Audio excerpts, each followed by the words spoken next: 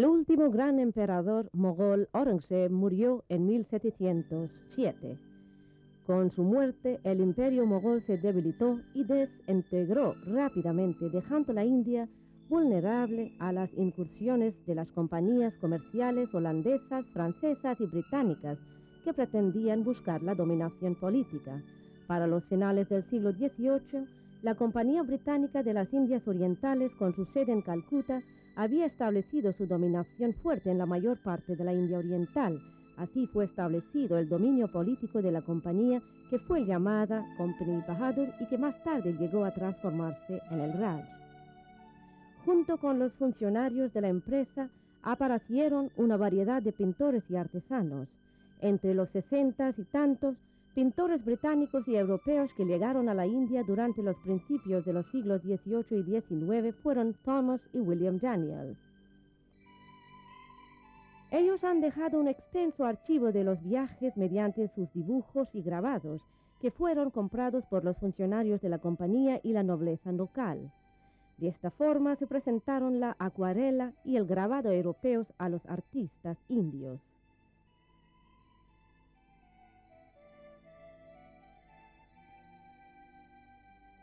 El cambio en el poder político también ayudó en crear una nueva clase de patrocinadores de arte.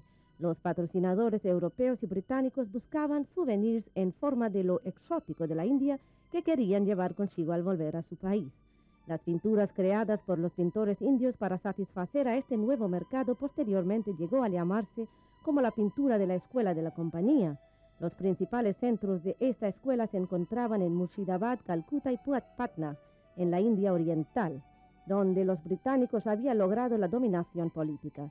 Desde el punto de vista artístico, la escuela de la compañía nunca pudo lograr la síntesis significativa y se quedó híbrida, pero dicha escuela representa un principal cambio climático. Además de las imágenes exóticas de la India, a los pintores de la escuela de la compañía se les pedía que crearan una etnografía y compararan el archivo histórico de la India.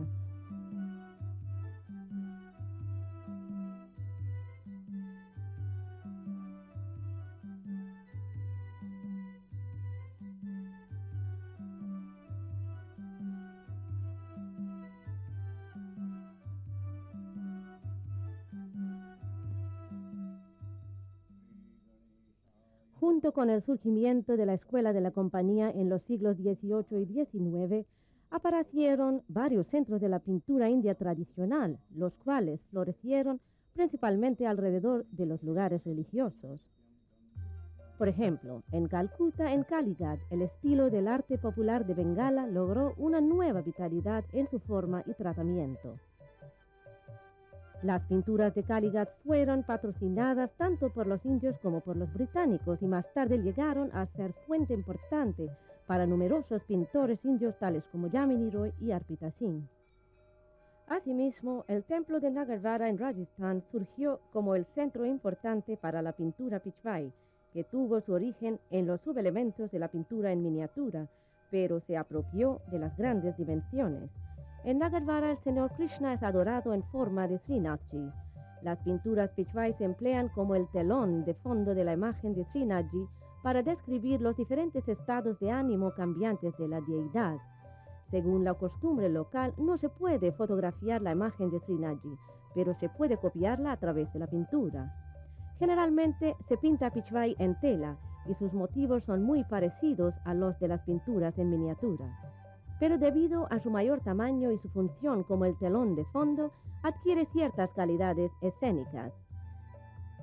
Además, el uso de Pichwai es muy diferente del uso de la miniatura. La tradición de Pichwai todavía prospera en Nagarvara. Las familias de los pintores maestros, tales como Dwarkalal Jahangir, siguen pintando Pichwai desde hace generaciones. Una de las importantes pintoras indias quien ha tenido influencia de esta pintura es Nilima Sheikh, casada con el poeta pintor Ghulam Muhammad Sheikh. A Nilima Sheikh le fascinaba la calidad escénica del espacio grande inherente en la tradición Pichwai. Sin embargo, las preocupaciones artísticas de Nilima versan sobre temas contemporáneos.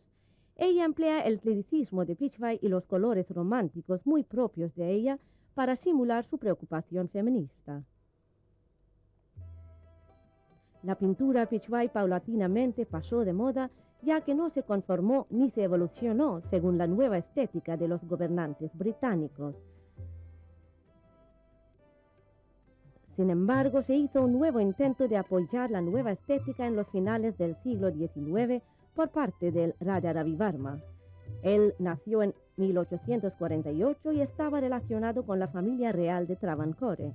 Raja Ravivarma dominaba las técnicas de la Academia Real Británica, tales como el empleo del óleo, el naturalismo, y tenía una profunda perspectiva. Él logró crear excelentes obras artísticas que causaban envidia a los pintores europeos en la India. Al mismo tiempo, él prestó a sus pinturas las imágenes auténticamente indias, por ejemplo, los personajes mitológicos de Didi o los retratos de la nobleza india. El impacto de estas imágenes mitológicas fue tan fuerte que los artes populares calendarias de los dioses y diosas hindúes adquirieron los retratos que primeramente habían sido creados por Raja Ravivarma. En este sentido, él sirvió el propósito naturalista y a la vez se conformó al gusto estético de los nuevos gobernantes británicos y sus aliados indios. Aún antes de que apareciera el Raja Ravivarma en la escena artística, los gobernantes británicos ya habían mostrado su intención de imponer sus gustos estéticos. En 1850, las escuelas de arte fueron establecidas por los británicos en Madrás, Mumbai y Calcuta. A los ingleses no les interesaba enseñar la pintura creativa. El motivo de establecer dichas escuelas era formar a los artesanos y copiadores con el fin de preparar el archivo visual para los diferentes estudios, tales como los estudios botánicos y antropológicos. Se empleaban los modelos victorianos de enseñanza y el arte académico tenía el fin de lograr el naturalismo. En 1896, E.B. Abel llegó a ser el director de Calcutta School of Arts and Crafts. Abel mismo era un pintor ocasional y creía que el arte indio no se inspiraba en las imágenes visuales, sino en las imágenes de memoria. Por lo tanto, el naturalismo occidental resultaba ajeno a la mentalidad india. Él empezó a reorientar el contenido de enseñanza en la Calcutta School of Art.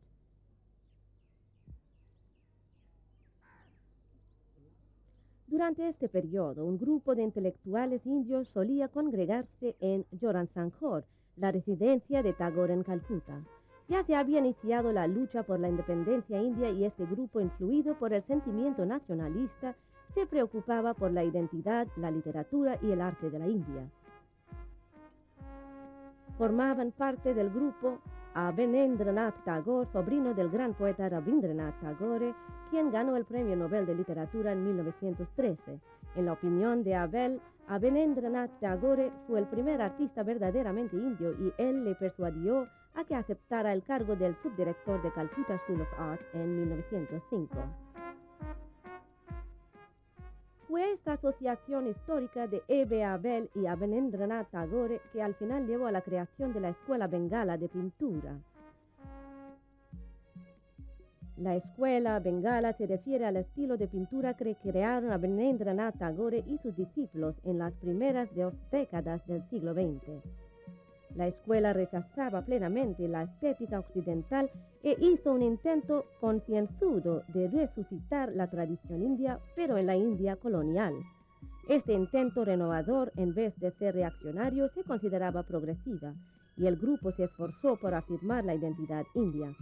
Esta conciencia surgió a raíz de la proximidad de Abanindranath Tagore al erudito japonés de arte Kakuzo, o Kakura, quien vivió en Jorasanghor en 1902.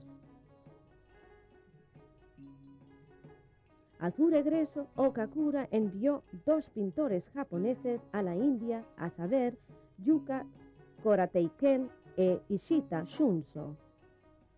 La técnica bengalí del lavado, debido a la que la escuela de Bengala había ganado fama, había sido desarrollada por Abanindranath Tagore, pero basándose en la técnica adoptada por los pintores japoneses.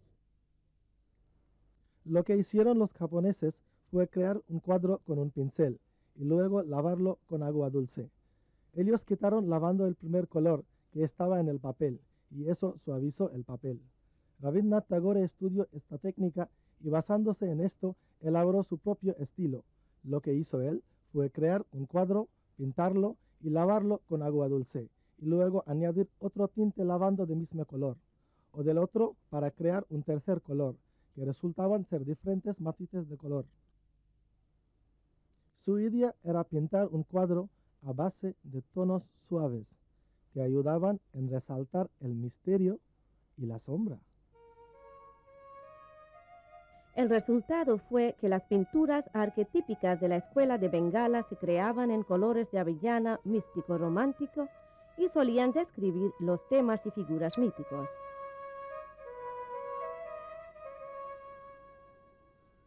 Nandlal Bose, un destacado alumno de Abanendranath Tagore, llegó a aceptar el cargo del director de Kala Bhavan en Shantiniketan en 1922. Shantiniketan, que hoy día es una universidad llamada Vishwabharati en West Bengal, fue desarrollada como una institución educacional por Rabindranath Tagore. Nandlal Bose siguió enseñando y trabajando en la tradición de Bengala. Más tarde se notó la influencia de su mentor Rabindranath Tagore, un internacionalista de verdad.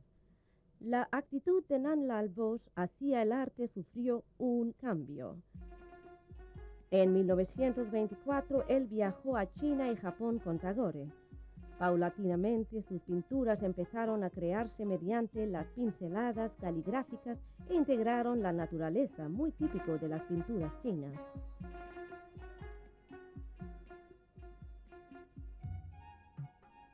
Asimismo, él abandonó el movimiento renovador y la técnica de lavado de Bengala.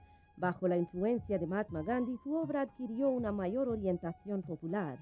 Esto queda patente en los carteles creados para el Congreso de Alipura en 1937-38. De este modo, irónicamente, el alumno más talentoso de Abanendranath Tagore logró tener la primera ruptura importante con la escuela de Bengala.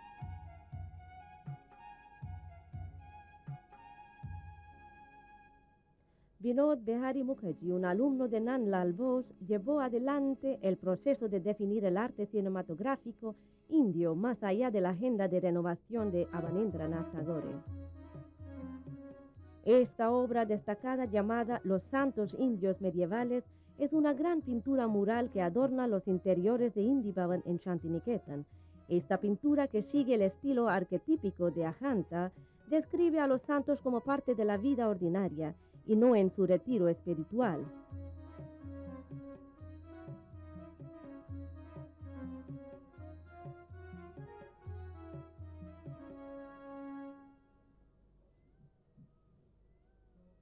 El éxito espiritual a Nandlal Bose y Vinod Behari Mukherjee fue proporcionado por Ram Kinkar Baid, quien también fue uno de los primeros alumnos y luego un profesor en Shantiniketan. Él procedía de un grupo socialmente marginado y ascendió a ser uno de los pintores más eminentes de la India.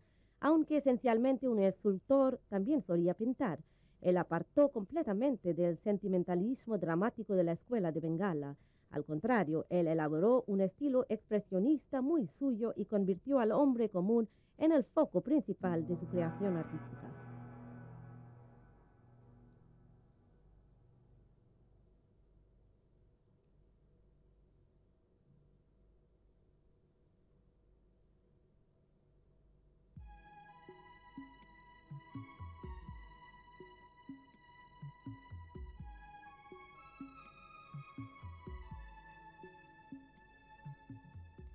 Como afirma el artista y crítico de arte Sundaram Tagore, los comienzos del movimiento moderno en la pintura india, aunque resulten ser difíciles y estén enredados y marcados con las complejidades, sin embargo, pueden trazarse sin dificultad. Si a un lado hay un equipo pionero de tío y sobrino, es decir, Rabindranath Tagore y Abanendranath Tagore, se destacan al otro, Yamini Roy y Amrita Shergill. Rabindranath Tagore fue esencialmente un poeta y escritor, pero tenía mayor interés en otras formas del arte, tales como la música, el baile, el teatro y los artes visuales. Aunque empezó a pintar con seriedad solo en 1927, había formulado sus opiniones sobre el arte mucho antes. No creía en ninguna división en el arte nacional y por lo tanto se oponía a la idea de un artista con obligación de realizar algo que pudiera llamarse el arte indio. Fue él quien organizó una exposición del artista expresionista alemán en Bauhaus de Calcuta en 1932, que habría de influir profundamente al artista indio. En mayo de 1930 se organizó una exposición de sus pinturas en París, que también viajó a otros países. Sus pinturas tenían gran imaginación para lo novedoso en cuanto a sus formas, lo cual suponía una ruptura con la estética de la escuela de Bengala y con el realismo académico.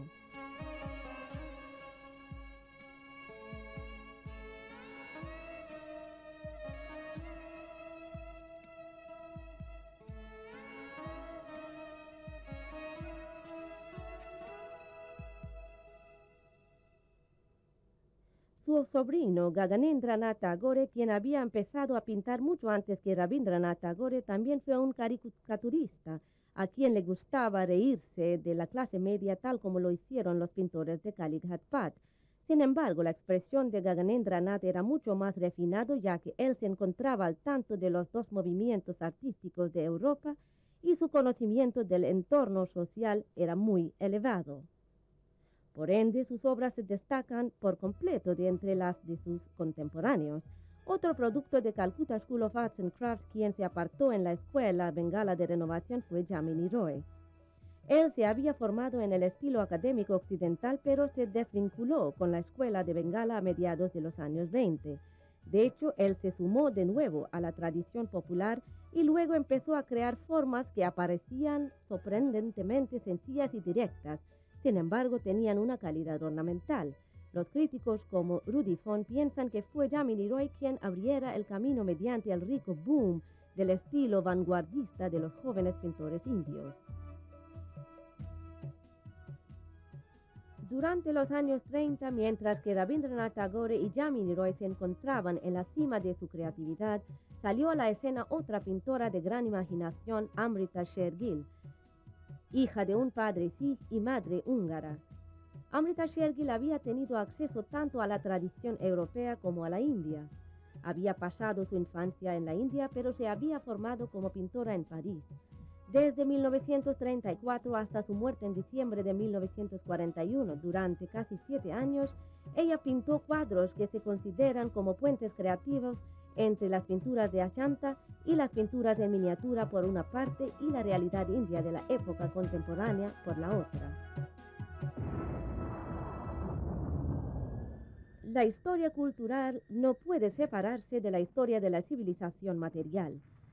La Segunda Guerra Mundial no solo señala el fin del colonialismo, sino también da un golpe que destroza el sistema de valores feudales, y en las siguientes 3 décadas hicieron apariencia en la India los principales grupos de pintores que han hecho aportación decisiva a la pintura india contemporánea.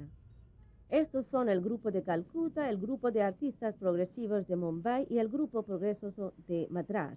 Mientras que estos 3 grupos y sus miembros tenían carácter altamente individualista, como un todo manifestaban una visión de la India y del mundo que parecía una tela con múltiples hilos, en que diferentes épocas históricas, identidades étnicas y valores estéticos se intercalaban para crear una unidad vital. El grupo de Calcuta se formó a raíz de la Segunda Guerra Mundial y la hambruna de Bengala de 1943, en que miles de personas murieron de hambre. Los principales miembros del grupo fueron Gopal Ghosh, Nirod Majumdar, Subrat Tagore, Ritin Maitra y Paritosh Sen. Más tarde, Ram Kinkar Bed también se sumó al grupo. El grupo de Calcuta creía que había pasado el tiempo de preocuparse por dioses y diosas y que los artistas habrían de tomar en cuenta la dolorosa realidad de su tiempo. De hecho, Paritosh Sen, quien no ha dejado de pintar, sigue abordando los cambios que afectan la realidad social incluso hasta hoy día.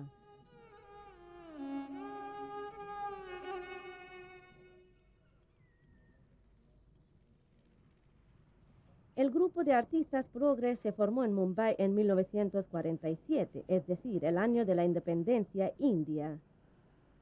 Sus miembros fundadores fueron Francis Newton de Souza, K.H. Mahara y Syed Haider Raza. El grupo de artistas progres o el grupo progre de Bombay creía que en la India independiente no era necesario que un pintor de la India libre diera prueba de su identidad india y el artista tenía toda la libertad de inspirarse en cualquier fuente, india o extranjera.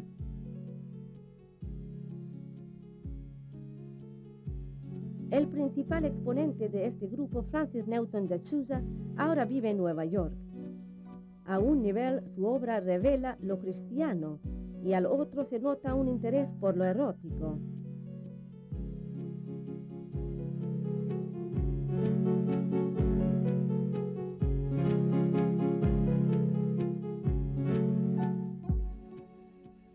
Syed Haider Raza ahora vive en París. Él empezó a pintar paisajes, pero ahora sus pinturas exploran las imágenes visuales de los hindúes, que son una fuente de energía.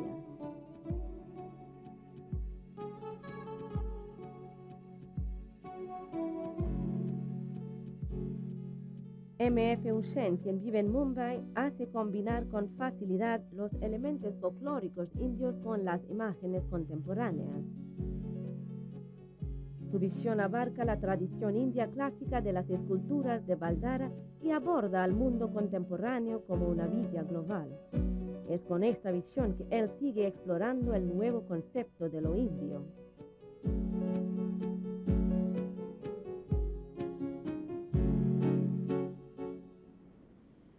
El grupo progre de Madrás, concebido por K.L.S. Panikkar, empezó a funcionar de manera activa en los años 50.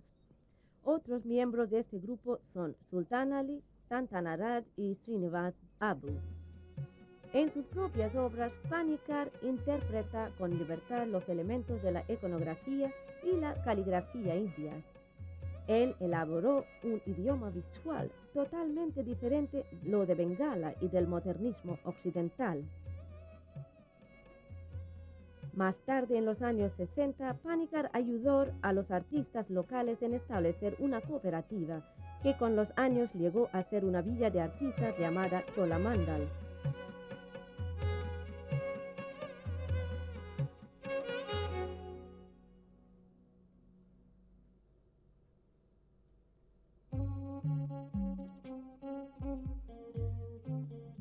La escena artística contemporánea de la India es como un río grande, lleno de vitalidad, que se nutre de los distintos elementos de la India de hoy.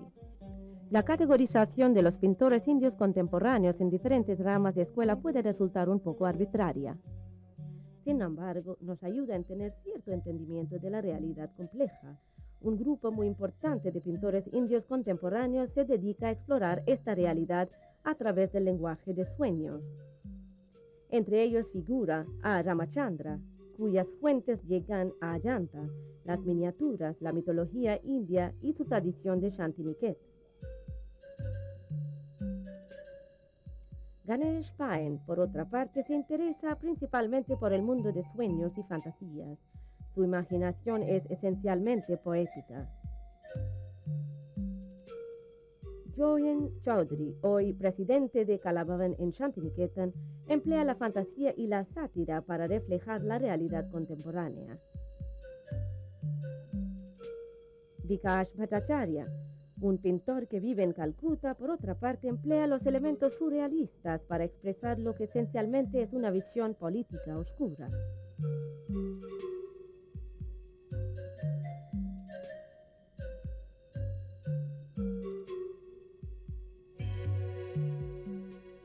Otro grupo de pintores se ha nutrido de los conceptos filosóficos de Tantra, en la que visión del hombre y la mujer se convierte en la fuente de toda energía, creatividad e ilustración.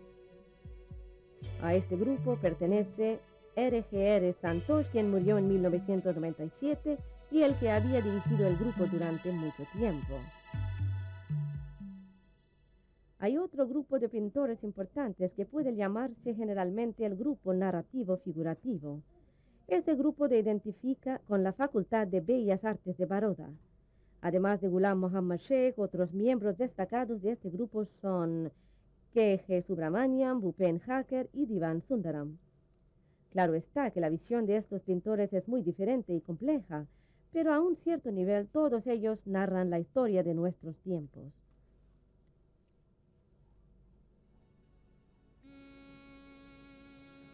Un aspecto interesante de la escena artística de la India es la presencia de un mayor número de pintoras, entre ellas Arpita Singh, cuya preocupación por la ansiedad, tal como afecta a la mujer en una sociedad dominada por hombres, queda de manifiesto en sus pinturas. Nalini Malani, una pintora basada en Mumbai, también se interesa por las cuestiones del género, pero en una manera más directa que Arpita Singh. Por otra parte, Madhavi Parekh, una pintora autodidacta basada en Delhi, no se preocupa tanto por las cuestiones relativas a la mujer de manera abierta. Ella busca inspiración en el arte folclórico de Gujarat, donde se crió en un pueblo. Luego hay Gogi Sarojpal, quien explora la imagen delicada de la mujer india como una vaca sumisa, para poner de relieve la dominación de la mujer.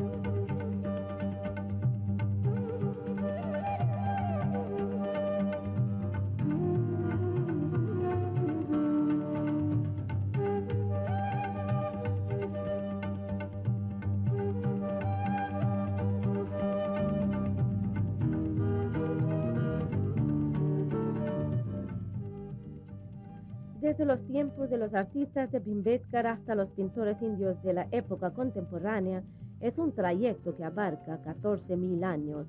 Tratamos de ofrecerles una visión breve de la pintura india. Para hacer una evaluación más profunda de la escena artística, los observadores serios tendrán que elegir su propio criterio para poder comprender y apreciar de fondo una de las tradiciones artísticas más ricas del mundo, que es la pintura india.